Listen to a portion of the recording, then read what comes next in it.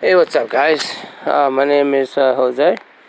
I don't really have a YouTube channel, but I have an account, and I figured I'd put this video up because I searched around for a wire issue on a 2007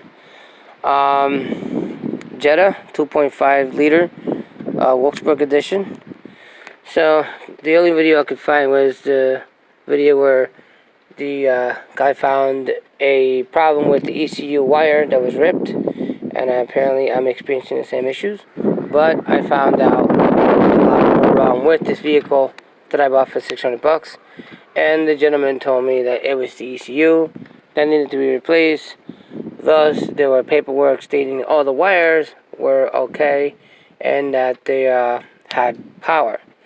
So I told the guy I'll buy the car, but I'm going to do my own, inspection on the wiring. I'm not an electrician, by far, not at all. No, for cars or, for houses or anything like that. But it doesn't take a rocket science test to get some wire schematics and follow them where they go to figure that your car has an issue, and to rule out that if there was no connection and if the ECU was the issue, there wouldn't be any codes coming up, because the codes are stored in the ECU. For anyone out there that tells me it's not, it's connected and saved in the ECU, that's why they're there. So the problem I'm having, and I kind of found the issue why my ECU isn't having a problem and not connecting, or in this case, no power. So this is the other, I believe there's 3 power wires to this ECU. This is one of them, and this is routed from here. I forget what pin that is, 62 or something like that, and it's wired all the way throughout, and it comes up through here, and it's powered to the 200 amp, which it kept the ECU powered at all times, and it wasn't powering on when the relays kind of connect when there's energy to it and allowing it to turn on.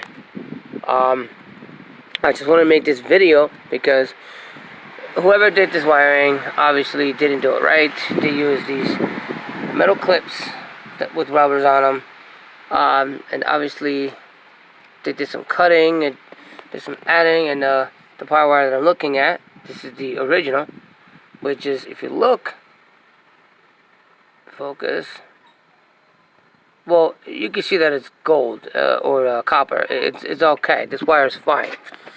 The wire after that was added that I caught, that was I believe I don't have it, but I threw it. Okay, here it is. Right here was connected, and if you look how they connected it, they use this rubber-looking thing, which I have no idea what it is, and it was rotted at the very end of it. And it just wasn't making a connection, so I ruled that out. Then as I went on into my other inspection, I kept seeing more mistakes. I kept seeing the same thing used. This is not the way you rewire anything on a vehicle or even in a house to get the right connection. You solder it, you shrink wrap it the right way, and you tape it the correct way, which is what I'm going to do after I get wires to replace the ones that are bad and do further testing on it. As you can see, there's multiple like this all throughout the ECU wire harness, so I plan to fix all that and do my own studies to figure out what's wrong with it exactly. But as of right now, my ECU is gone. It's fried due to all these mistakes.